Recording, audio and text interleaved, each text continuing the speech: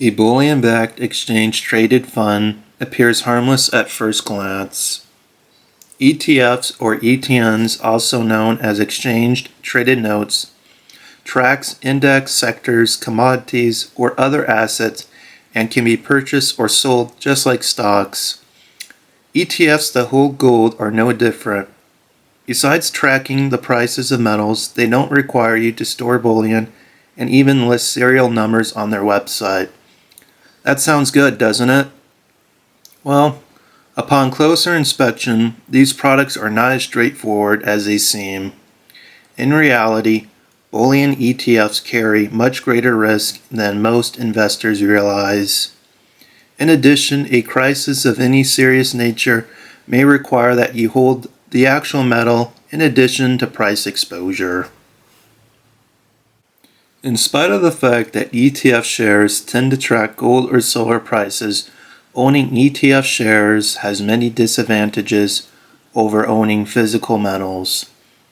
A major advantage of owning physical metal over an ETF is that there is no counterparty risk. You own actual gold or silver instead of an unenforceable claim on them. There are a couple of risk factors when investing in gold and silver ETFs. So let's dive in and find out exactly what those risks are.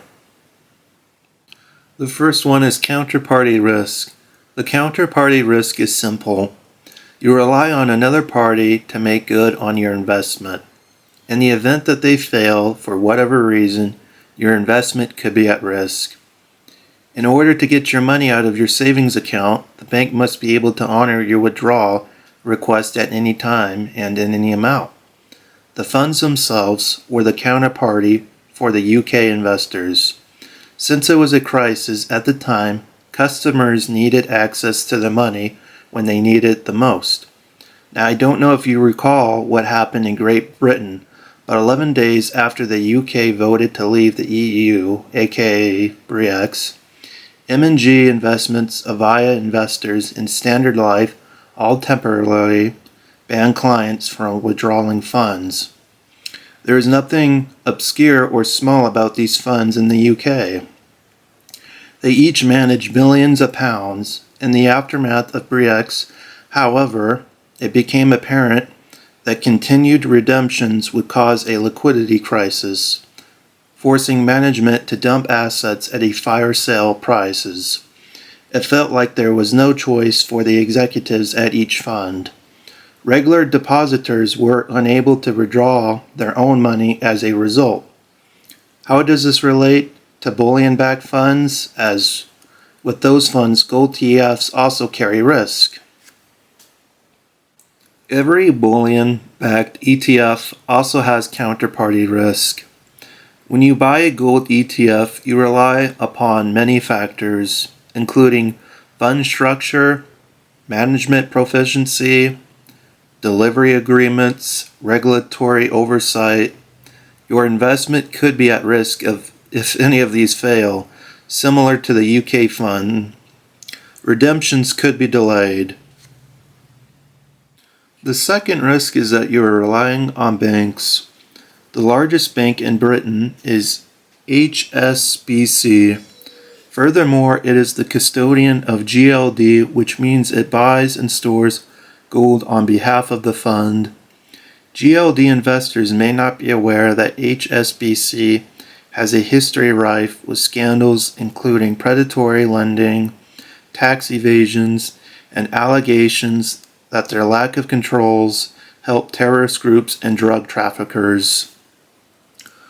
Foreclosures abuse charges against HSBC were settled for $249 million in January of 2013. Argentina authorities filed criminal charges against the local subsidiary in March 2013 for helping businesses evade taxes and launder money.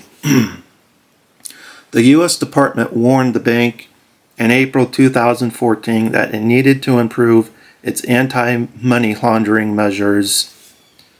In 2015, HSBC was reported to have assisted wealthy Swiss private bank customers in evading taxes.